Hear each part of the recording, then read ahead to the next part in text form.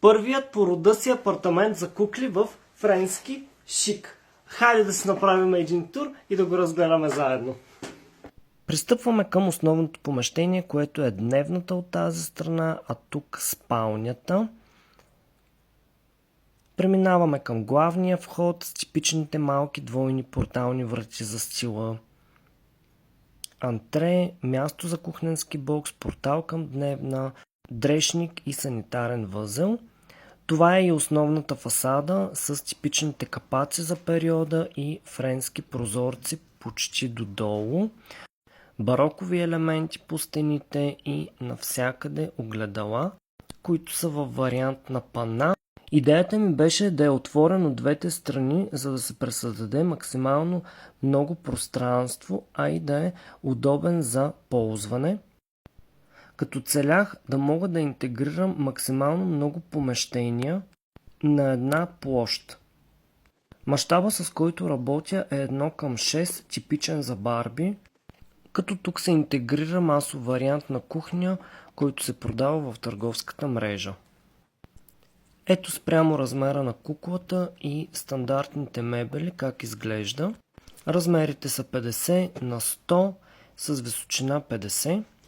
Основният проблем, с който се сблъсках, е всъщност липсата на подобен тип интериори и някак това ме вдъхнови аз да започна да се фокусирам и да създавам такъв тип апартаменти по-скоро, отколкото къщи, тъй като в съвремието, а и някак с почти 100 години назад, обществото е фокусирано в големия град и повече в желанието да притежава апартамент. Това, което ми направи много силно впечатление, всъщност е липсата на онзи вариант от къщи, интериори, мебели и цялостната детайлна обстановка, която можеше да се създаде, правейки си проучване и всякакъв тип анализи. Дори не успях и по масовите сайтове да открия нещо, което лично на мен да ме хареса, а или да е във варианти, през които мога да избирам.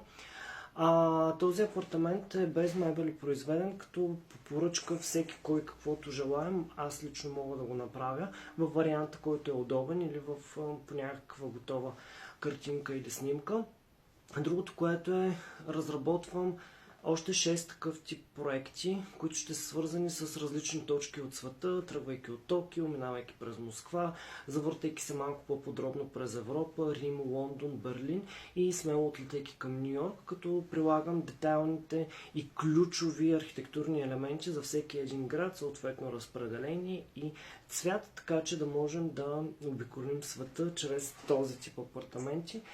Това, което също е ключово, разбира се, е и мащаба, който смятам, че също е проблем на днешно време. Правим впечатление, че има едно огромно разминаване между продуктите, брандовете, фирмите и някак човек като потребител много трудно може да сгуби някакъв пъзел, който да пасва, да изглежда добре, а и бих казал и за парите, които ще плати. Не смятам, че удовлетворението е на чак толкова високо ниво.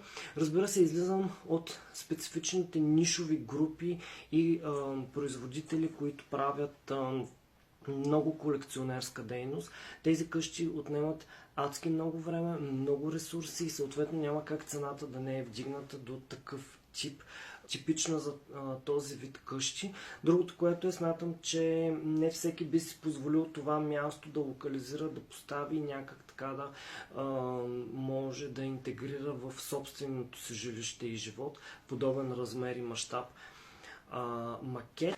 Този апартамент се продава, който желая може и знае как да се свърже с мен. Тепърва предстоят интересни неща. Ако желаете, абонирайте се за този канал. Казвам ви чао и до нови срещи!